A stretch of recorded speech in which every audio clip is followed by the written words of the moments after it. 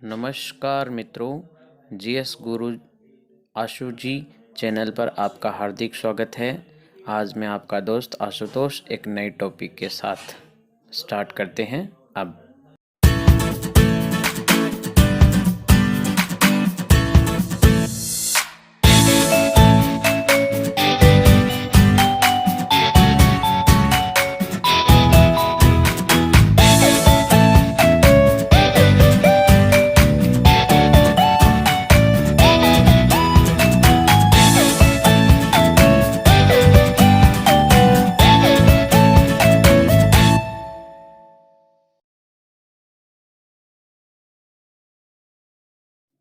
Welcome friends, आज कक्षा 10 के पहले पाठ भोजन एवं मानव स्वास्थ्य के तीसरे भाग में प्रवेश कर रहे हैं।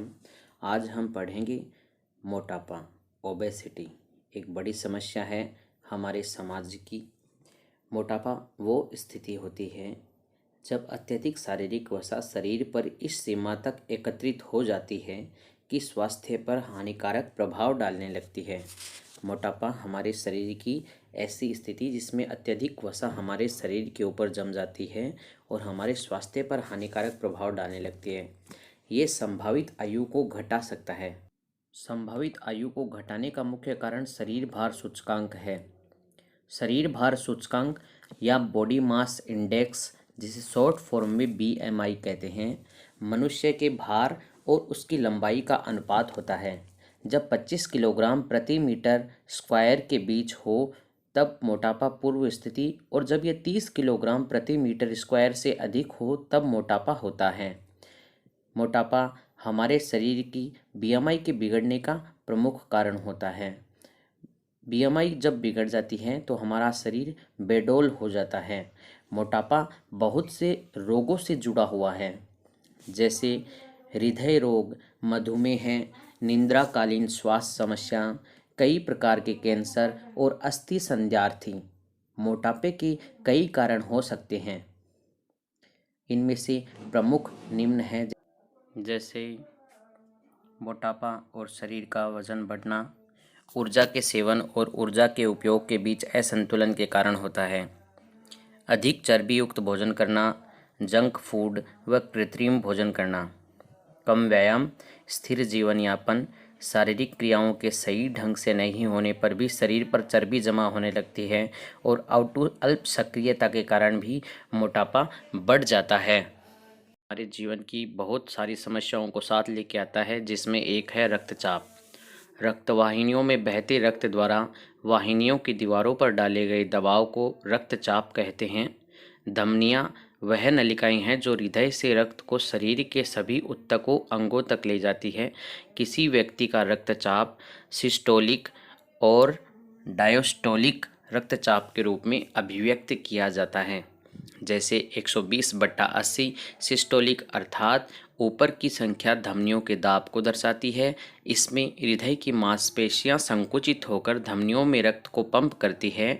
डायस्टोलिक रक्तचाप अर्थात नीचे वाली संख्या धमनियों में उस दाब को दर्शाती है जब संकुचन के बाद हृदय की मांसपेशियां शिथिल हो जाती है। मनुष्य में सिस्टोलिक और डायस्टोलिक दो प्रकार से रक्तदाब होता है। एक सामान्य व्यक्ति का सिस्टोलिक रक्तचाप पारा के 90 और 120 मिलीमीटर के बीच तथा डायस्टोलिक रक्तचाप पारा के 60 से 80 मिलीमीटर के बीच होता है। रक्तचाप को मापने वाले यंत्र को रक्तचाप मापी या स्फिग्नोमेनोमीटर कहते हैं। पारा का मतलब ये है कि ये पारे पर आधारित रक्तचाप मापी है। पारे पर आधारित रक्तचाप मापी का चित्र आगे हम देखेंगे। 1733 में स्टीफन हेल्स ने पहली बार रक्तचाप घोड़ों में मापा था। 1983 में कोपलन ने रक्तचाप को परिभाषित किया। ये स्फिग्नोमीटर पारे पर आधारित स्फिग्नोमेनोमीटर है। रक्तचाप में दो प्रकार से समस्या हो जाती है। पहली, निम्न रक्तचाप वह दाब जिसमें धमनियों और नसों में रक्त का प्रवाह कम होने के लक्षण या संकेत दिखाई देते हैं। जब रक्त का प्रवाह काफ़ी कम होता है तो मस्तिष्क, हृदय तथा गुर्दे जैसी महत्वपूर्ण इंद्रियों में ऑक्सीजन व पौष्टिक आहार नहीं पहुंच पाते, जिससे यह अंग सामान्य रूप से काम नहीं कर पाते और स्थायी रूप से क्षतिग्रस्त हो जाते हैं, जिन्हें ऑर्गन फेल्योर कहा जाता है। दूसरी समस्या होती है उच्च रक्तचाप।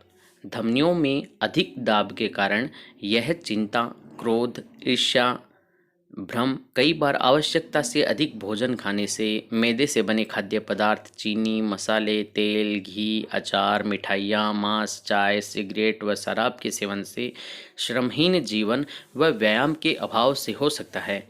उच्च रक्तचाप का समय पर निदान महत्वपूर्ण है। ऐसे मरीजों को पोटेशियम युक्त भोजन करना चाहिए, जैसे ताज़े फल, डिब्बे में बंद सामग्री का प्रयोग बंद कर दें। भोजन में कैल्शियम अर्थात दूध और मैग्नीशियम की मात्रा संतुलित करनी चाहिए। रेशे युक्त पदार्थ खूब खाने चाहिए। संतृप्त वसा, मांस, वनस्पति घी की मात्रा को कम करनी चाहिए। इसके साथ ही नियमित व्यायाम करना चाहिए। खूब तेज लगातार 30 मिनट तक पैदल चलना सर्वोत्तम व्यायाम है। योग, ध्यान, प्राणायाम रोज करना चाहिए। धूम्रपान व मदिरापान नहीं करना चाहिए। आज का अपना टॉपिक यहीं समाप्त होता है, जिसमें हमने मोटापा और रक्तचाप, उच्च रक्तचाप और निम्न रक्तचाप के बारे में पढ़ा। धन्यवाद।